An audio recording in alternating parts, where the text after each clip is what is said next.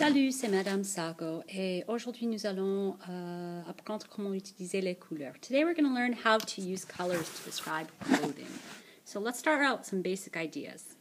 In French, as in English, colors are adjectives and they're used to describe, the big word here is modify, used to describe or modify nouns. All right? Remember, nouns are persons, places, and things. There are a couple of differences, though, with French, and this is also the same as true here with Spanish as well. So what I'm about to say doesn't just apply to French, it applies to Spanish. So it's a Romance language thing.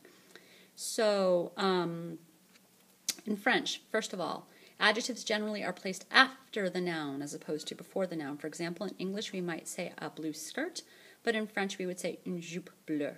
So that's one big difference. Second of all, adjectives must agree in gender, masculine, feminine, and number, singular or plural, with the nouns they are describing. So we talked about the fact that nouns in French, unlike in English, nouns in French are either masculine or feminine. Adjectives themselves are not masculine or feminine. However, they have different forms. The basic form, the form you would find in the dictionary, is the masculine singular form. And then you have to know how to make the changes to make it agree to be feminine, to make it plural, to make it feminine plural. And so it has to be the same gender and number as the noun that they're describing. So some examples. So the word rouge, the adjective rouge, if I looked it up in the dictionary, this is the word for red, it would be R-O-U-G-E. That's the masculine singular form. Notice that it ends in an E. When adjectives end in an E in the masculine form, the feminine form is going to be the same.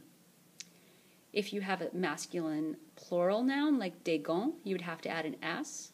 To make it feminine plural like chaussures, it would have to have an ES.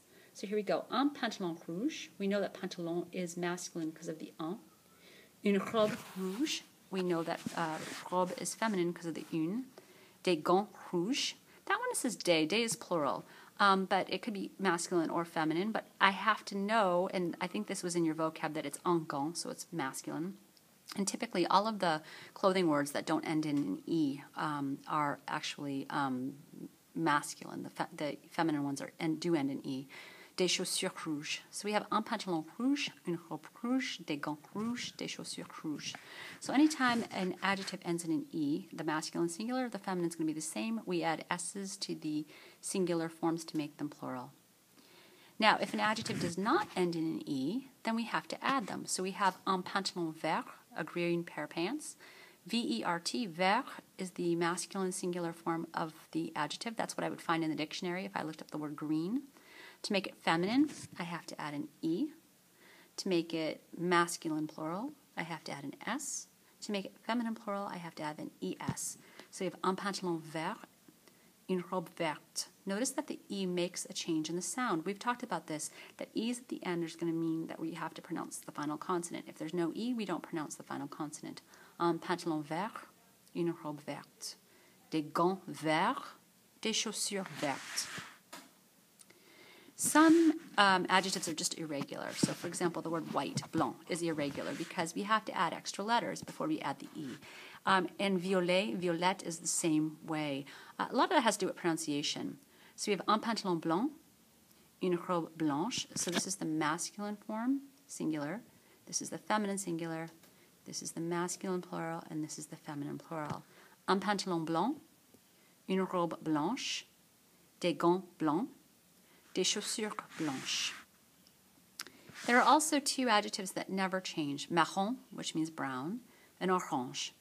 Ever change. We don't add E's to marron. We don't add S's to either of them. They just don't change. I don't know why, but that's just the way it is, which is sometimes the way it is with language. Do you have to know all this stuff for this term in 6th grade? No, you don't. But it's something that I thought would be nice for us to know while we're doing clothing to make it a little bit more enjoyable. So you're going to be doing an exercise to practice this, just to kind of get an idea of how it works. So thank you. Merci. Bonne journée.